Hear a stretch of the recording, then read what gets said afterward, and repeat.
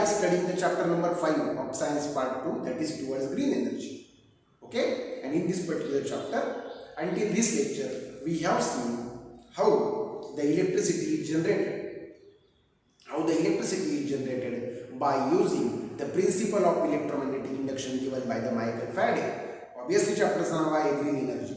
What is mean by green energy? How green energy can be used? हे सगळं आपल्याला शिकायचं आहे. बट तो सेकंड पार्ट आहे या टॉपिक मधला.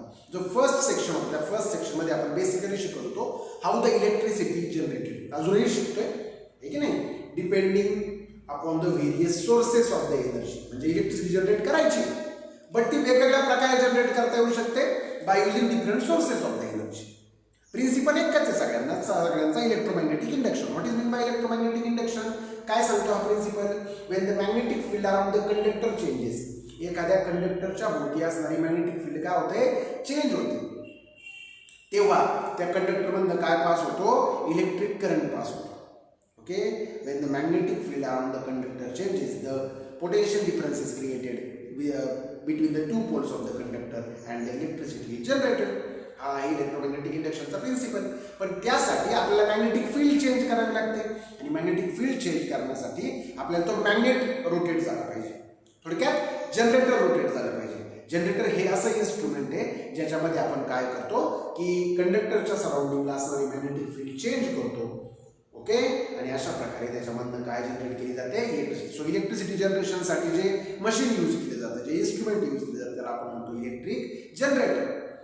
पण जनरेटर जे आहे त्याला ड्राईव्ह करण्यासाठी, त्याला रोटेट करण्यासाठी, मॅग्नेटला रोटेट करण्यासाठी आपल्याला फोर्स लागेल. तो फोर्स मिळतो टर्बाईन्स कडून. बेसिकली आपण टर्बाईन्स रोटेट करतो. टर्बाईन्स रोटेट झाल्यामुळे जनरेटर ड्राईव्ह होतं, रोटेट होतं. मग टर्बाईनला कसं काय रोटेट करतो आपण? तर टर्बाईनला ब्लेड्स असतात. त्या ब्लेड्सवरती आपण हाय प्रेशरने कोणतेही लिक्विड किंवा कोणताही गॅस जर सोडला, हाय प्रेशरने कोणताही लिक्विड किंवा कोणताही गॅस जर सोडला, तर ते टर्बाईन रोटेट होतं. आणि टर्बाईन रोटेट झालं का जनरेटर रोटेट होईल, आणि ऑब्विसली इलेक्ट्रिसिटी जनरेट होईल. हे आपण शिकलो होतो. मग आता त्या टर्बाईनला रोटेट करण्यासाठी आपल्याला वेगवेगळ्या प्रकारचे सोर्सेस लागणार आहे एनर्जीचे. कारण त्याच्यावरती आपल्याला हाय प्रेशरने, हाय टेम्परेचरने काही गॅस किंवा एखादं लिक्विड सोडायचे, जे सोडल्यामुळे ब्लेड्स जे आहेत ते रोटेट होतील, म्हणजे टर्बाईन रोटेट होईल. मग त्यासाठी आपण वेगवेगळे सोर्सेस पाहिले होते. आतापर्यंत दोन प्रकारे आपण इलेक्ट्रिसिटी जनरेशन शिकलो. एक इलेक्ट्रिसिटी जनरेशन और electric energy generation based on the coal, आहे की नाही, म्हणजे कोलची एनर्जी, आपण थर्मल एनर्जी वापरली कोलची. दुसरं by using nuclear energy. Nuclear energy वापरली ऑफ युरेनियम, आहे की नाही. युरेनियम नावाचं जर आपण रेडिओ ॲक्टिव्ह मटेरियल घेतलं किंवा प्लुटोनियम नावाचं रेडिओ ॲक्टिव्ह मटेरियल घेतलं, त्याच्यापासून न्यूक्लिअर एनर्जी मिळवली. त्या न्यूक्लिअर एनर्जीचं कन्व्हर्जन थर्मल एनर्जीमध्ये झालं, आणि ती थर्मल एनर्जी आपण दिली पाण्याला. पाण्यापासून स्टीम जनरेट झाली. ती स्टीम टर्बाईनवर जाऊन पडली, टर्बाईन रोटेट झालं. सेम वे कोलमध्ये केलं होतं. कोलला बर्न केल्यामुळे थर्मल एनर्जी जनरेट झाली. ती थर्मल एनर्जी पाण्याला दिली. पाणी गरम झालं. पाणी गरम झाल्यामुळे वाफ तयार झाली, steam, and that steam drive the turbines.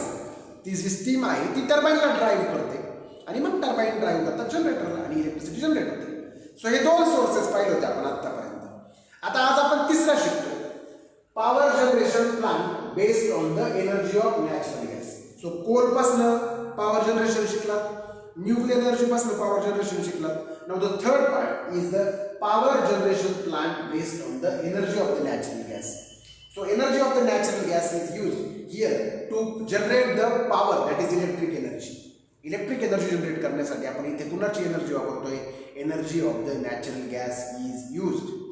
We are using here the energy of the natural gas. Natural gas ची एनर्जी आपण इथे वापरणार आहोत. नाव कशा प्रकारे आपल्याला एनर्जी जनरेट करता येते पहा जरा पटकन. तर सर्वात पहिल्यांदा एनर्जी जनरेट करण्यासाठी आपल्याला काय लागणार आहे? तर आपल्याला लागणार आहे दोन गोष्टी. एक हाय प्रेशर, आणि दुसरं हाय टेम्परेचर. ठीक आहे. सो हाय प्रेशर आणि हाय टेम्परेचर असणारा गॅस आपण जनरेट करतो इथे, आणि तो आपण टर्बाईन्सवरती सोडतोय, म्हणजे टर्बाईन्स ड्राईव्ह होतो. आणि टर्बाईन्स ड्राईव्ह झाले का जनरेटर ड्राईव्ह होईल आणि इलेक्ट्रिसिटी जनरेट होईल. मग आता हाय प्रेशर जनरेट करण्यासाठी आपल्याला कंप्रेशर लागेल, जो हाय प्रेशर जनरेट करेल, आणि हाय टेम्परेचर जनरेट करण्यासाठी आपल्याला फ्युएल लागेल, म्हणून आपण नॅचरल गॅस यूज करतोय. सो नॅचरल गॅस आपण घेणार आहे तो कंबशन चेंबर मध्ये नेणार. कंबशन चेंबर मध्ये नॅचरल गॅस बर्न होईल, पण कंबशन चेंबर मध्ये आपण हाय प्रेशरने एअर सोडू. सो एअरच्या प्रेझेन्स मध्ये तो नॅचरल गॅस बर्न होईल, पण बर्न झाल्यामुळे हाय टेम्परेचर आणि हाय प्रेशर असणारा गॅस जनरेट होईल. हाय टेम्परेचर आणि हाय प्रेशर असणारा गॅस जनरेट होईल, जो आपण टर्बाईन्स वरती सोडेल. टर्बाईन्स ड्राईव्ह होतील. टर्बाईन्स ड्राईव्ह झाले का जनरेटर ड्राईव्ह होईल. ड्राईव्ह होणे म्हणजे रोटेट होणे आणि इलेक्ट्रिसिटी जनरेट होईल. So basically we are using the gas having a high pressure and a high temperature. कळते का? Gas having high pressure and high temperature is used. Gas having high pressure and high temperature is used to drive the turbines. Turbines ला drive करण्यासाठी gas having high pressure and high temperature is use to drive the turbines. Now how this gas is generated. हा gas कसा generate होतो, बरोबर ना? मग याचा flow chart काय, बेसिकली कशा प्रकारे इलेक्ट्रिसिटी जनरेट होते ते आज आपल्याला शिकायचंय. आपण मागच्या याच्यामध्ये तसंच केलं होतं. So first of all we are going to see the flow chart. ठीक आहे, फ्लो चार्ट आपण पाहणार आहोत. सो पहिल्यांदा तुम्हाला मी सांगितल्याप्रमाणे आपल्याला दोन गोष्टी लागणार आहेत. Okay, I will show.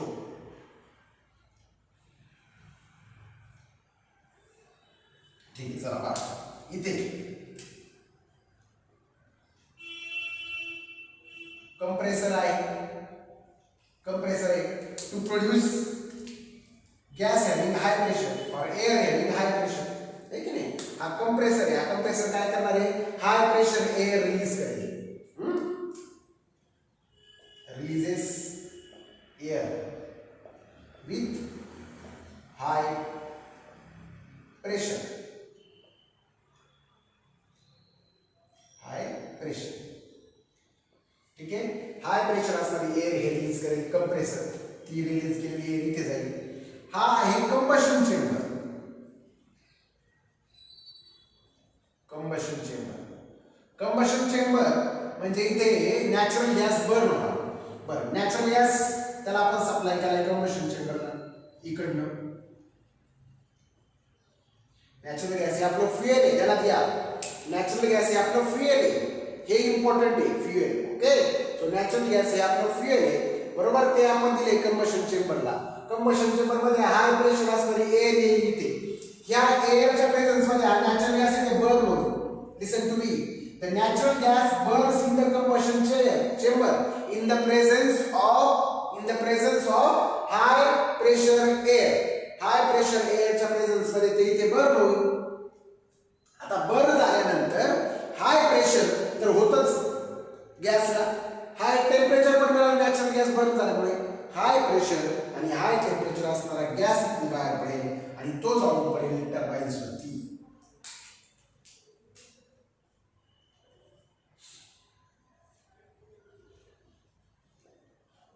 तो जाऊन पडेल टर्बाईन वरती. हाय प्रेशर आणि हाय टेम्परेचर असणारा गॅस जाऊन पडेल टर्बाईन वरती. एकदा टर्बाईन रोटेट झाले,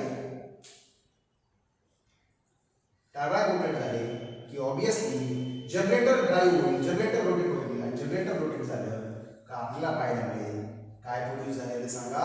इलेक्ट्रिकल एनर्जी इज प्रोड्यूस्ड. लक्षात घ्या, अतिशय सिंपल असं हे फ्लो चार्ट आहे.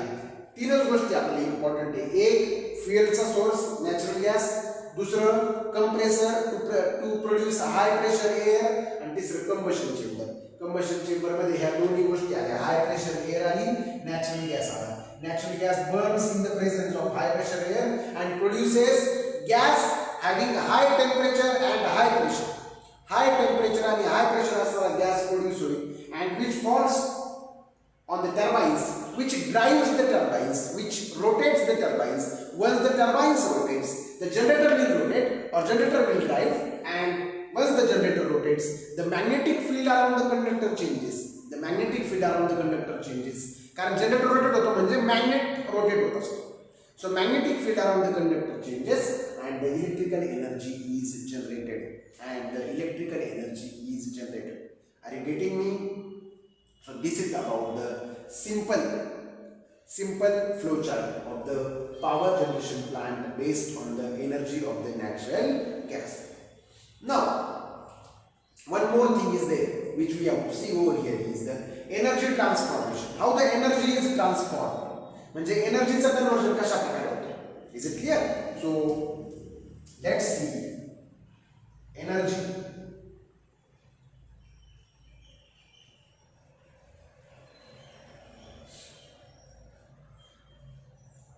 ट्रान्सफॉर्मेशन.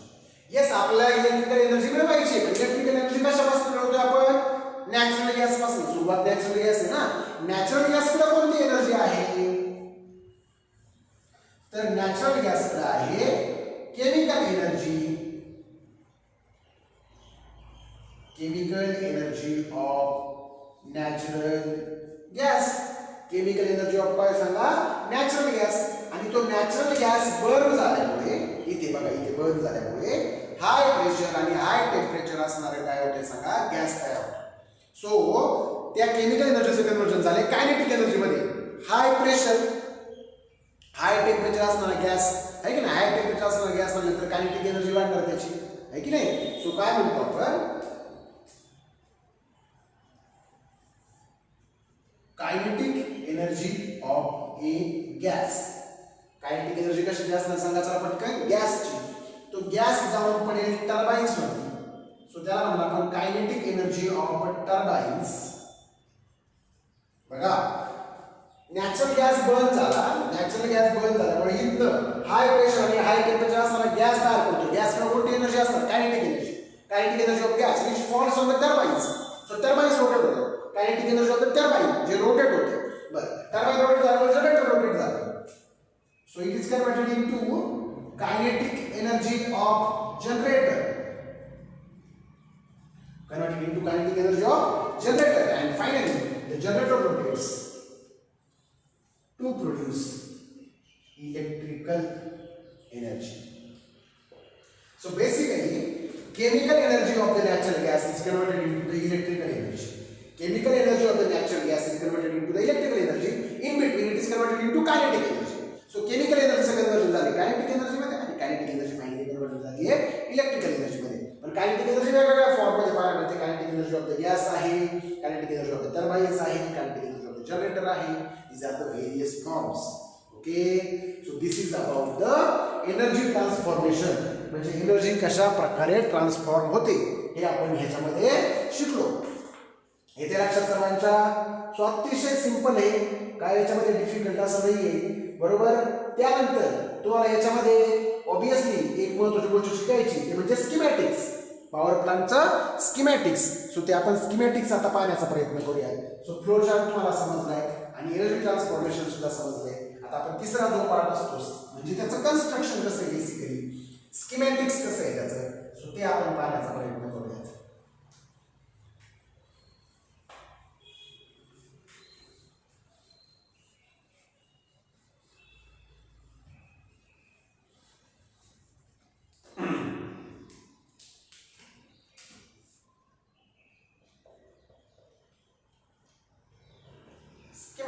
म्हणजे ऑब्वियसली प्लांट जे आहे पॉवर जनरेशन प्लांट ते कशा प्रकारचं आहे. तुमच्या बुक्समध्ये त्यांनी फिगर्स दिलेले आहेत but still I will draw here so that you can understand how the electricity is generated. See there requires a fuel which is nothing but the natural gas. हे fuel आपण सोडतोय कंबशन चेंबर मध्ये. हे fuel आपण सोडतोय कशामध्ये combustion chamber मध्ये. Combustion chamber मध्ये high pressure असणारा काय तयार होईल सांगा चला पटकन बाळांनो गॅस तयार होईल. हाय प्रेशर असणारा काय तयार होईल गॅस. हाय प्रेशर आणि हाय टेम्परेचर असणार बरोबर. इथनं फ्युएल फक्त एवढं आहे की त्याला आपल्याला काय करावं लागतंय याला कंप्रेसर जोडावं लागेल. कंप्रेसर जोडल्यामुळे काय होणार इथे बघा. ओके हा जो कंप्रेसर आहे इट इज द कंप्रेसर. याच्यामधनं आपण हाय प्रेशर असणारा एअर याच्यामध्ये रिलीज करणार. हाय प्रेशर असणारी एअर याच्यामध्ये आपण रिलीज करणार आहे. इकडनं नॅचरल गॅस आला.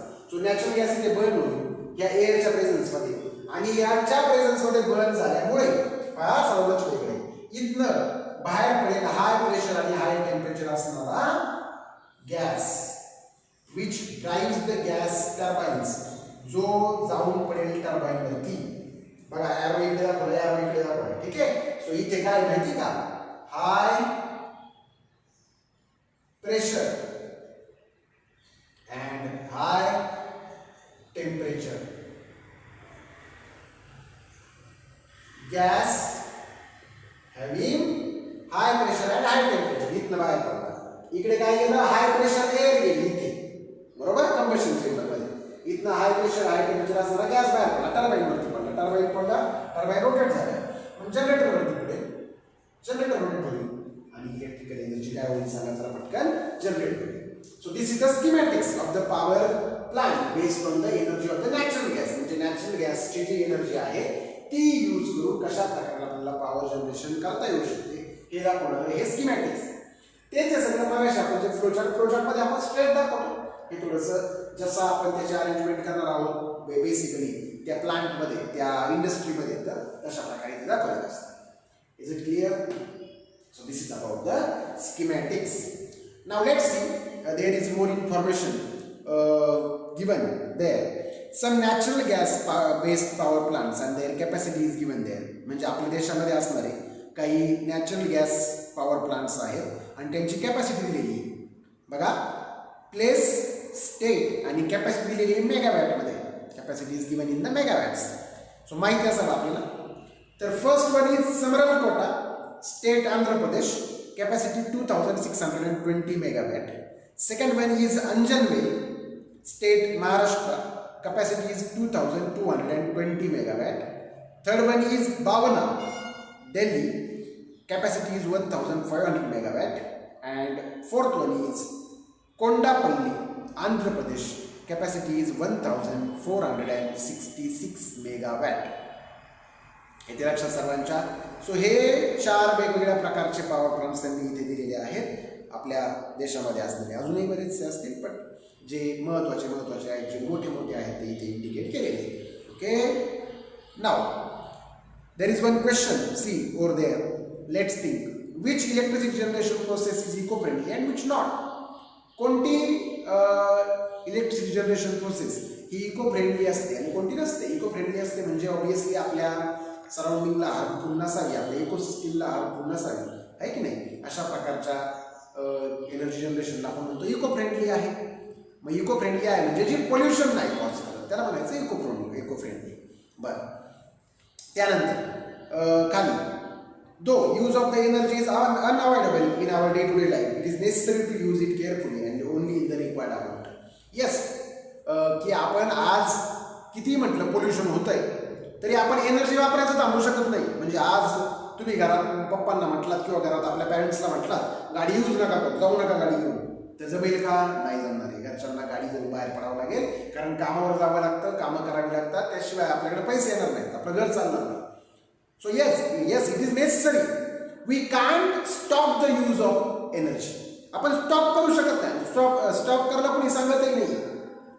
We can't stop but we can reduce it. आपण कमी नक्कीच करू शकतो. ज्या ठिकाणी गरज नाही त्या ठिकाणी आपण जर गाडी वापरली नाही तर आपलं जे फ्युएल आहे ते सेव्ह होईल, पहिली गोष्ट. आणि दुसरी गोष्ट पोल्युशन रिड्यूस होईल. सो येस, रिक्वायर्ड अमाऊंटमध्ये वापरायला शिकायचं आपल्याला. We have to use the energy in the required amount. म्हणजे जेवढं गरजेचं आहे तेवढ्याच अमाऊंटमध्ये आपण एनर्जी यूज करायला शिकलं पाहिजे. कळतंय का? आता ह्या सोर्स जो आहे, पॉवर जनरेशन प्लांट आहे based on the energy of natural gas, याचा एक बेनिफिट असा आहे, it does not produces pollution causing gases like sulfur dioxide, carbon dioxide, etc. That is why it is more eco-friendly than the previous two methods. आधीच्या ज्या 2 methods होत्या त्याच्यापेक्षाही जास्त eco friendly आहे, एन्व्हायरमेंट फ्रेंडली आहे, कारण ही पोल्युशन कमी cause करते. आणि दुसरा एक, ह्याच्यापासून मिळणारी एनर्जी ही कोलपासून मिळणाऱ्या एनर्जीपेक्षाही काय आहे सांगा, जास्त आहे. कळते का? So it is less pollution causing than the previous 2 methods and the energy obtained from this process is more than the energy obtained by the process of coal. कळते का? ठीक आहे. सो अशा प्रकारे आपण हा तिसरा जो पॉवर जनरेशन प्लांट होता तो शिकलोय. That is power generation plant based on the energy of the natural gas. Okay. आता आपल्याला पुढे एक छोटासा पॉईंट शिकायचा तो म्हणजे electricity energy generation and environment. म्हणजे इलेक्ट्रिसिटी एनर्जी जनरेशनचा इन्व्हायरमेंट वरती काय परिणाम होतोय तो आपल्याला शिकायचा. इथे लक्षात सर्वांच्या. So let's see that.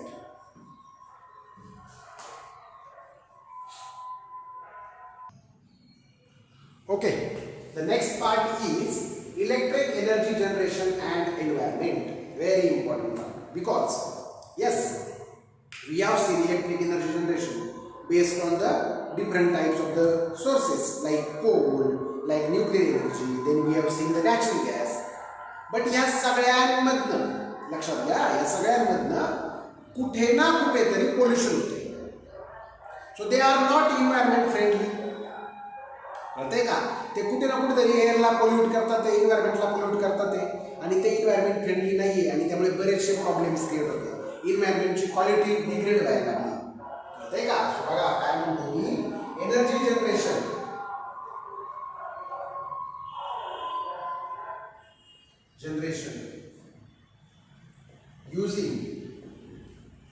using coal and nuclear energy.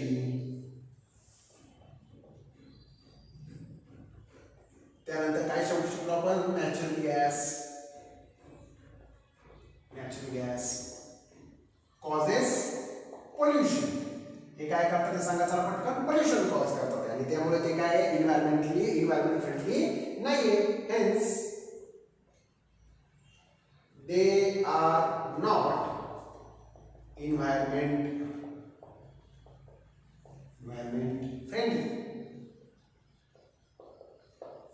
ठीक आहे.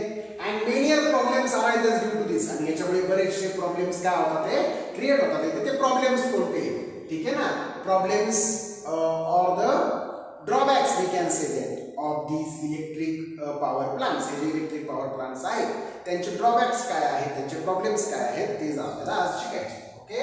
The first problem of these particular power plants is, बघा पहिला प्रॉब्लेम काय आहे. So let's see. See, we have seen that burning of the fossil fuels like coal, natural gas leads to the emission of certain gases and soot particles. This results in the air pollution. Incomplete combustion of the fuel leads to the formation of carbon monoxide. It adversely affects our health. Increase in the percentage of the carbon dioxide in the air due to burning of the fossil fuels affects environment severely. The phenomena of the global warming is an example of this.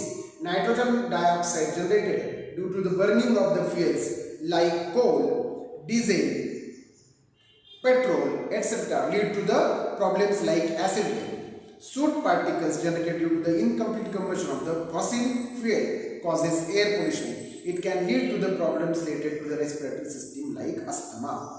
So, आपण शिकलोय आतापर्यंत बऱ्याचदा की burning जर केलं fossil fuels म्हणजे coal, natural gas, ही fossil fuels, it causes emission of the gases like carbon monoxide, carbon dioxide, sulfur dioxide, nitrogen dioxide, and these gases causes various problems. Like air pollution. है की नाही? Air pollution. ठीक आहे. दुसरा problem आपण याच्यामध्ये शिकलो, ग्लोबल वॉर्मिंग. जागतिक तापमानाला आपल्याला पाहायला मिळते. ओके. एअर पोल्युशन पाहायला मिळालं, ग्लोबल वॉर्मिंग पाहायला मिळालं, जागतिक तापमानावर पाहायला मिळाली. ऍसिड रेन्स जे नायट्रोजन डायऑक्साईड तयार होत असतं जेव्हा आपण वेगवेगळ्या प्रकारचे नॅचरल गॅस किंवा कोल वगैरे बर्न करतो, त्याच्यामुळे ऍसिड रेन जे आहे ते आपल्याला प्रामुख्याने पाहायला मिळतं. ठीक आहे.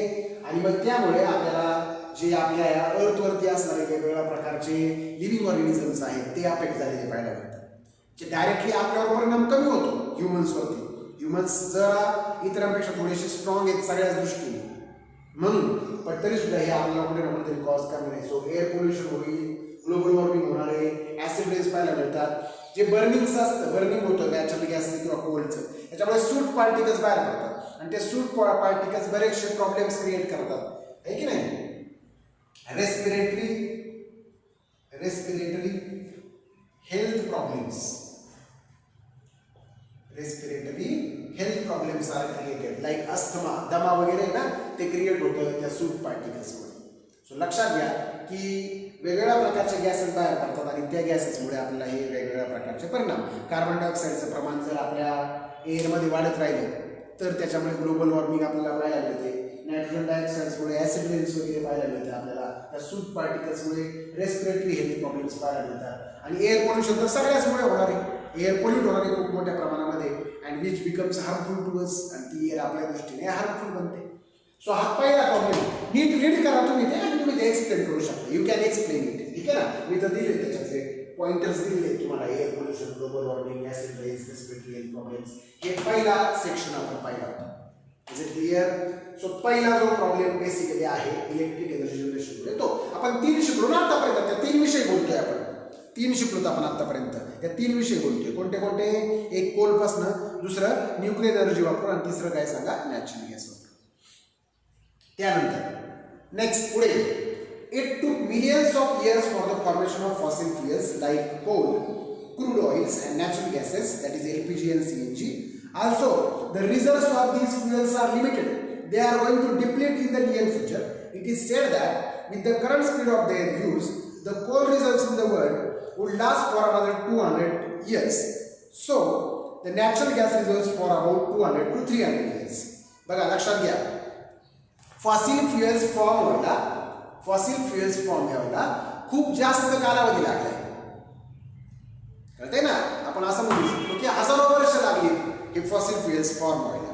फॉसिल फ्युएल्स का तर ना petrol, diesel, kerosene, natural gases, LPG असेल, सीएनजी असेल आणि ते आपण खूप स्पीडने यूज करतोय. विथ द करंट स्पीड आपण ज्या स्पीडने आजकाल यूज करतोय त्या स्पीडने 200 वर्षांमध्ये कोल संपून जाईल आपल्या ह्या पृथ्वीवरचं. आणि 200 ते 300 वर्षांमध्ये नॅचरल गॅस संपून जाईल. तसंच बाकीच्याचंही होईल. मग हे जर संपले तर पुढे काय? म्हणून आपण यांचा वापर कमी केला पाहिजे. कारण यांचे स्टॉक्स, यांचे साठे लिमिटेड आहेत. कळतंय का? सो जे सेकंड आहे ते म्हणजे काय? Limited stocks of fossil fuels. जे फॉसिल फ्युएल्स आहेत, कोल, नॅचरल गॅस, यांचे स्टॉक्स, यांचे साठे लिमिटेड आहे. आणि लिमिटेड आहे म्हणून आपण त्यांचा वापर काळजीपूर्वक केला पाहिजे. नाहीतर पुढच्या काही दिवसांमध्ये ते संपतील. आणि ते काय एकदा संपले मग काय करायचं आपण? मग कुठनं एनर्जी प्रोड्यूस करायची? हा आपल्या समोरचा प्रश्न निर्माण होतो. कारण ते तयार होण्यासाठी हजारो वर्ष लागतात. पण परत हजारो वर्ष आपल्याला वेट करावं लागेल त्यांच्या फॉर्मेशनसाठी. Is it clear? सो हा दुसरा त्याचा ड्रॉबॅक आहे. आणि तिसरा, we have also discussed about the problems in use of the nuclear energy like disposal of nuclear waste and possibility of the disaster due to the accidents in the nuclear power plant. Considering all these points, it can be said that energy generation from fossil fuels and nuclear fuels are not environment friendly. बरं आतापर्यंत तुम्हाला कोळचं natural गॅसच सांगतो, nuclear energy सांगितलं नाही. Nuclear energy पासून पण आपण generate केली इलेक्ट्रिक एनर्जी. मग आपल्याला असं वाटू शकतं न्यूक्लिअर एनर्जी चांगली आहे, नाहीये. तर न्यूक्लिअर एनर्जीमुळे पण प्रॉब्लेम्स होतात. Nuclear waste is harmful and nuclear disaster आहे की नाही, रिस्क आहे न्यूक्लिअर डिझास्टरची. एखादा अपघात जर झाला त्याच्यामध्ये तर तो सुद्धा खूप मोठ्या प्रमाणामध्ये डॅमेज कॉज करू शकतो आपल्याला. Is it clear? सो त्यामुळे आपल्याला एक गोष्ट लक्षात घ्यायची इथे की न्यूक्लिअर एनर्जी सुद्धा इन्व्हायरमेंट फ्रेंडली नाही. It is also environment harmful आहे की नाही. इन्व्हायरमेंटला हार्मफुल आहे अशा प्रकारे. आणि म्हणून आपल्याला काय करायचंय की हे तीनही सोर्सेस जे आपण शिकलो होतो, एक काय होतं सांगा चला पटकन, कोलपासून इलेक्ट्रिक एनर्जी जनरेशन, दुसरं नॅचरल गॅस पासून इलेक्ट्रिक एनर्जी जनरेशन, आणि तिसरं न्यूक्लिअर एनर्जी पासून इलेक्ट्रिक एनर्जी जनरेशन. हे सगळे जर प्रॉब्लेम्स आपण विचारात घेतले तर आपल्या एक गोष्ट लक्षात येते की all these sources of energy are not environment friendly. कळते का? Hence energy generation from